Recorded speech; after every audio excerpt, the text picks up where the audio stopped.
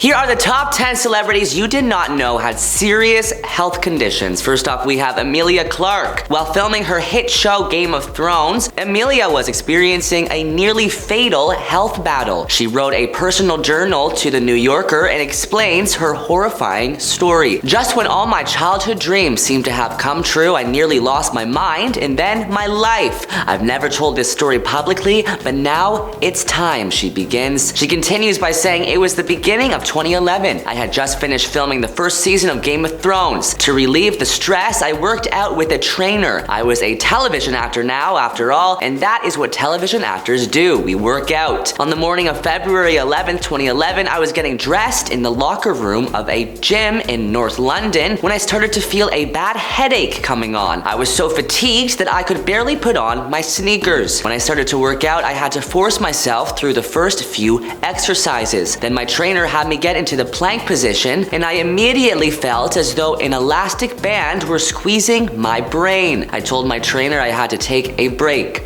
Somehow, almost crawling, I made it to the locker room. I reached the toilet, sank to my knees, and proceeded to be voluminously ill. Meanwhile, the pain, shooting, stabbing, and constricting pain was getting worse. At some level, I knew what was happening. My brain was damaged. I was sent for an MRI, a brain scan. The diagnosis was quick and ominous. A hemorrhage, a life-threatening type of stroke caused by bleeding into the space surrounding the brain. I'd had an aneurysm, an arterial rupture. As I later learned, about a third of SAH patients die immediately or soon thereafter. For the patients who do survive, urgent treatment is required to seal off the aneurysm, as there is a very high risk of a second fatal bleed. If I was to live and avoid terrible deficits, I would have to have urgent surgery, and even then, there were no guarantees. Emilia was scared to tell the producers of Game of Thrones, as she thought they would replace her. Next up, we have Chadwick Boseman. Best known for his starring role in Black Panther, Boseman was one of the most sought-after actors in Hollywood when he died of colon cancer in 2020 at age 43. The movie star had actually been diagnosed with the illness in 2016, but he decided to keep his diagnosis a secret,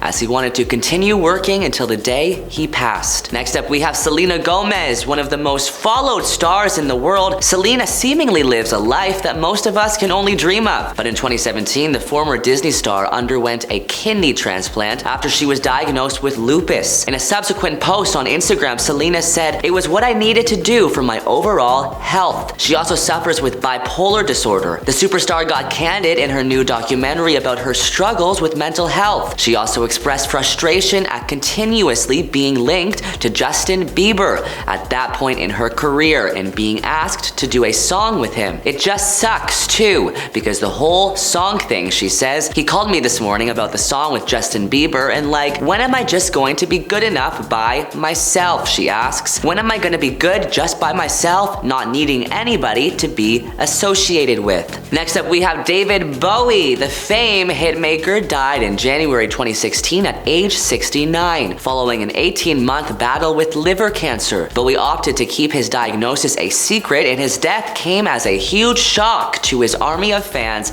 around the world. Despite this, Bowie kept working through his illness, and his final album, Black Star, was released shortly before he passed away. David will be known for his eccentric songs, music videos, and movies. Michael J. Fox was one of the most sought-after stars in Hollywood in the 80s and 90s after he appeared in the Back to the Future film franchise. However, he was diagnosed with Parkinson's disease in 1991 and gradually cut back on his acting work until he went public with his diagnosis in 1998. Michael officially retired from acting in 2021. Michael made a surprise appearance at the BAFTA Awards last week to present the Best Film Award. The 62-year-old actor came on stage in a wheelchair but insisted on standing up at the podium to hand out the prize to Oppenheimer. Fox received a standing ovation, with many social media users posting that they were in tears seeing him on stage. He was diagnosed in the 1990s and rarely makes any public appearances. Introducing the Canadian-American actor onto the stage at the Royal Festival Hall in London, BAFTA host David Tennant described him as, quote, a true legend of cinema. And when presenting the nominees for Best Film, Fox described cinema as magic. which can, quote, change your life. Next, we have Dwayne "The Rock" Johnson. The wrestler turned actor suffered from depression in his 20s. Dwayne has subsequently stressed the importance of being open and honest about mental health. He told Oprah's Masterclass, quote, "I found that with depression,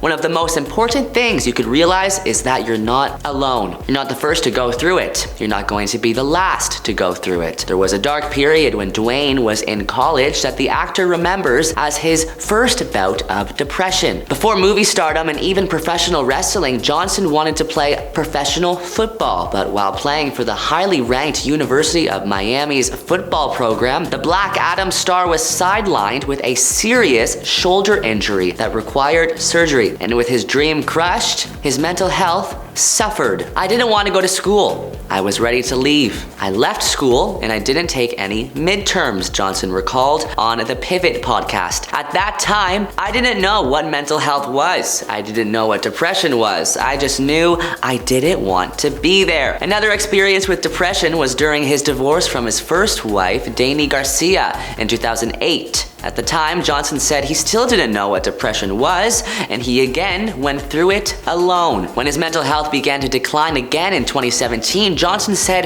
he was finally able to identify his experience as depression. "And luckily at that time, I had some friends," he says, "that I could lean on and say, hey, you know, I'm feeling a little wobbly now. Got a little struggle happening. I'm seeing a little gray and not the blue," Johnson said. Next up, we have Pete Davidson. Davidson has spoken openly in the past about his mental health issues. He has PTSD after losing his father, firefighter Scott Davidson, in 9/11 at the age of 7, and as an adult has been diagnosed with borderline personality disorder. In 2018, fans and fellow SNL cast members were heavily concerned after he posted a disturbing message on Instagram stating that he doesn't want to be on this earth anymore, and then shortly after deleted his Instagram account. In the post, Davidson wrote, quote, "I'm doing my best to stay here for you, but I actually don't know how much longer I can last. All I've ever tried to do was help people. Just remember, I told you so." Next, we have Wendy Williams. Wendy's new documentary was released this past week, and fans are worried. The veteran broadcaster hasn't appeared on TV for years, and her care team recently confirmed that Wendy has been diagnosed with primary progressive aphasia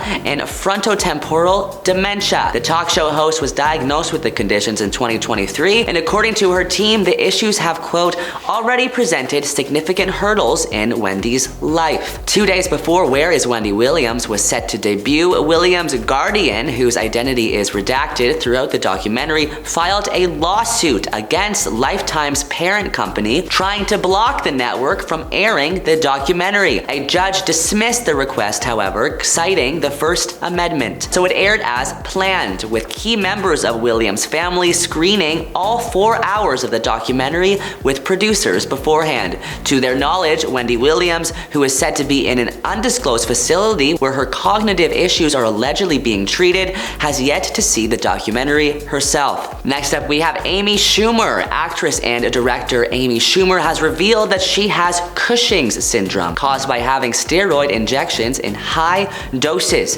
She revealed the condition after being swarmed by comments about her face, with fans saying that it looked puffier during recent TV interviews. In her initial response, Schumer attributed the change in her appearance to her endometriosis. The subsequent Cushing's diagnosis left her feeling reborn, she says. There are a few types of Cushing, some that can be fatal, require brain surgery or removal of adrenal glands. The actress told the News Not Noise newsletter, "I have the kind of Cushing syndrome that will just work itself out, and I'm healthy, which is the greatest news imaginable." Lastly, we have Demi Lovato. The singer and actress has been very public about her issues with substance use as well as eating issues and depression. Lovato first revealed she has been diagnosed with bipolar disorder in an interview with People magazine in 2011. That's it for today's video. Thank you for watching. Subscribe for more celebrity.